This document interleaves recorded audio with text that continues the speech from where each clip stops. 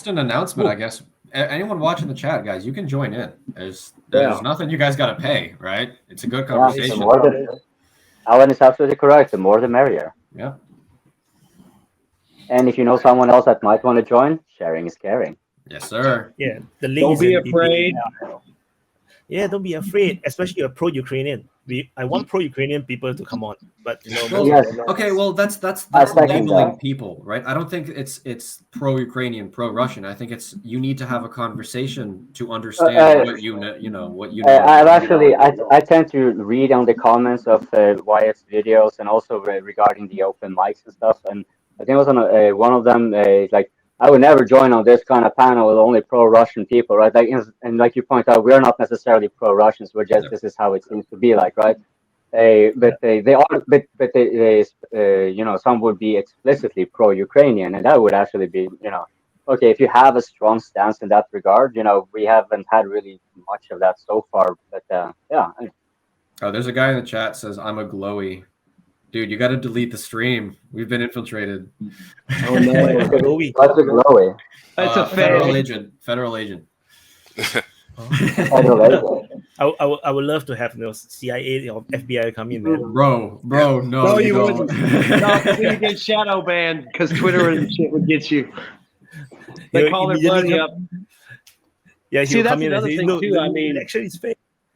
If you look at like all the stuff with the war, I mean, how much stuff is Twitter censored and all these other people censored? It's like, we're just on here talking about what we hear, what we see. I mean, I think a lot of times we sit here and talk about tactics, and it's like, sorry if you want to have emotional damage because the tactics the Russia's using is working and the tactics the Ukraine is using aren't, or whatever we're talking about. I mean, I'm sure people have their biases and what they think's going on and everything like that. But I mean, a lot of times we're talking about, why are they doing this, or what's this mean, or, did this equipment really get destroyed, or what is this, what does this system mean that's being delivered to Ukraine? I mean, a lot of times it's not good news for Ukraine. Sorry, that's just the way it is. I mean, the game ended years ago for Ukraine, honestly. Yeah, they should have made a deal. I mean, like I said before, if you look at like Hong Kong and what it is in China and how it's just this hub of commerce,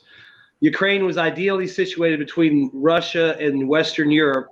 All these ports, all these rail lines, all these resources. It's like, why is it Ukraine? Like, hey, motherfucker, you need some oil, you need some gas, come to Ukraine. You need grain, come here, come here. You want a ship, load it up right here, bro. We got you. What did they do? They fucked around for 30 years trying to play some game where they thought they were going to be their own little superpower, and the United States was going to have their back, and NATO was going to have their back, and the EU was going to have their back. And when it's all said and done, there's going to be maybe a little rump Ukraine left, and I think somebody else is going to be making money off those resources, and it won't be the Ukrainian population. I think because Ukraine have the pipelines, right? No, they have everything. But they're Russian pipelines, though. They're Soviet pipelines. Yeah, but they could have made money off of it, charging a lease. I mean, that's what I'm saying. They did nothing to improve their economy. Why not? Why aren't you charging a fee for Russia to run shit through? Why aren't you, using your ports? They're stupid. They did nothing to make money.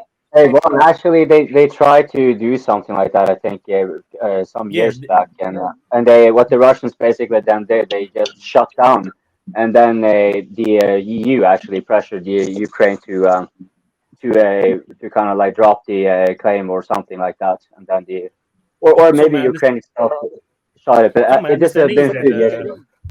My understanding is that the Russians have the pipeline through the Ukraine, right? And then Ukraine actually get discounted gas from Russia, which is why they don't develop their own gas fields. They get discounted gas. They get transit money. They get transit money as well. So, but I think the problem was that the Ukrainians were too greedy, or maybe they just very bad negotiations. The negotiations with the Russians are so bad. The Putin decided to just create new pipelines, which is why we have the third streams, we have the Nord Streams, because they just want to totally avoid Ukraine. And this is a lead up towards 2014 as well. And the Russians have been planning ahead because they feel that Ukraine, they just cannot trust Ukraine anymore because all the negotiations were so bad. So they have Nord Stream 2 as well. So basically the whole plan was that to totally not go through Ukraine as much as they can. That was the plan. And turned out the war started or 2014 happened, and then Russian Putin was correct that to diversify away from the pipelines in Ukraine was the right move. So this is what I saw, at least this is what I read. It's a waste because they got cheap gas. They get transit money. I mean, that's they greed knows no bound when they have that. I don't know. It just seems like they could have done more to make money. I mean, if they were really greedy, it's like greedy but short-sighted versus developing some of these resources and